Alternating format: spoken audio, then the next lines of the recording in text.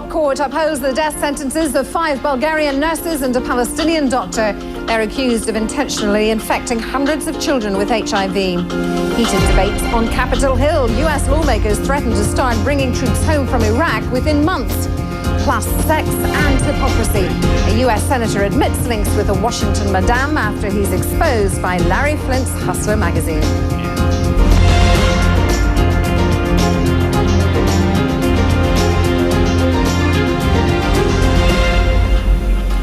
Hello and welcome. I'm Fionnuala Sweeney in London. This hour, they went to Libya to save lives, but 3 years ago they were sentenced to death, convicted of purposely infecting hundreds of Libyan children with the AIDS virus. Tonight, their punishment has been upheld, but there still may be a glimmer of hope for the nurses and doctor who maintain their innocence. In business news, the quest to acquire Dow Jones continues. Now 2 investors could be teaming up to take on a media mogul. I'm Jennifer Lewis Hall in New York. In sport, UEFA comes down hard on a Polish football club for fan misbehavior, plus 4 stages are now down in the Tour de France. I'm Mark McKay at CNN Center. Libya has been under intense international pressure to free those 6 foreign medical workers. While the Libyan Supreme Court upheld the death sentences on Wednesday, the verdict may not be the final word. The Supreme Judicial Council, which has the power to uphold, commute or overturn the sentences, will consider the case Monday. Relitsa Vasilova reports. First convicted 3 years ago of an unspeakable crime, if true. 5 Bulgarian nurses and a Palestinian doctor found guilty of deliberately infecting more than 400 Libyan children under their care with the virus that causes AIDS. 50 children have died. Since their arrest in 1999, the doctor and nurses have insisted on their innocence. No matter what people say, I'm simply innocent, that's all. Libyan prosecutors claim they infected the children as an experiment to find a cure for AIDS. But respected international experts testifying for the defense say poor hygiene, not the medics, are to blame.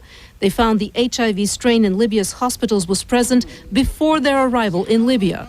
And the fact that these children are infected with a wide variety of these kinds of viruses, a wide number of strains of these viruses, strongly indicate that non-sanitary conditions were being used, that is, contaminated syringes and needles, and etc. Through the years, the nurses have said they held out hope they could be released. The Libyan High Judicial Council is scheduled to review the case on Monday, but there are guarded hopes that a deal for their release could be reached out of court. Libyan leader Muammar Gaddafi's son heads a foundation for the children's medical aid. The foundation announced the medics have reached a deal with the families of the victims to help fund their children's treatment. But it's not clear if the Bulgarian government will accept the deal. Bulgaria has said it wants to help care for the children, but it can't accept a deal that implies the nurses' guilt. The release of the nurses would be sure to anger the families of the sick children who want them to pay for their children's tragedy. Relitsa Vasilova, CNN, Atlanta. Well, some background facts now on this long-running case. The 6 medical workers held in Libya began working at the hospital in the city of Benghazi in 1998, 1 year before their arrest. They have testified that confessions used by the prosecution were extracted under torture. Some of the nurses said they were raped. 2 Libyans, a police officer and a doctor, were put on trial for torturing them, but were later acquitted. The 6 medics were then put on trial for defamation. They were acquitted in May. Well, for more on the case that's putting a strain on Libya's relations with the European Union, we're joined by Libyan expert Omar Turbi. He's speaking to us from Los Angeles. Thank you very much for joining us. There are, as we heard in that report, guarded hopes that a settlement will be reached. What do you know? Well, I'm not as guarded as most people. I am very optimistic, and I'm pleased to say that having talked to a number of people involved in the case, that I want to say with a great deal of confidence that the nurses hopefully will be released within a week's time frame. I think the... go ahead, please. And what is the nature or the circumstances surrounding this deal? Right now, as we speak, there is a team of people that are traveling from Tripoli to Benghazi to set up the structure by which they would compensate the families. And there's numbers contemplated, and I could say that it probably will be about $1 million for each victim. And I believe there's a fund that's called the Benghazi International Fund that currently has somewhere, will have somewhere in the range of $500 million by the time the funds would be released to the families. The Monday is very pivotal. The Monday meeting and the convening of the Libyan Supreme Judicial Council will definitely, which is headed by the Minister of Justice of Libya, will definitely take up the final case, and I do predict that they would commute or pardon the nurses. And I think this is going to be behind us. Libya and the nurses have actually really suffered a great deal, and I'm very optimistic that we're on to the end of this. And how much involvement has there been by the Bulgarian government, for example, in terms of providing financial aid? Well, the Libyan government owes a substantial amount of money to the Bulgarian government. I don't know what it was, some kind of contract, some kind of business that Bulgarian companies have done, or the government in Libya.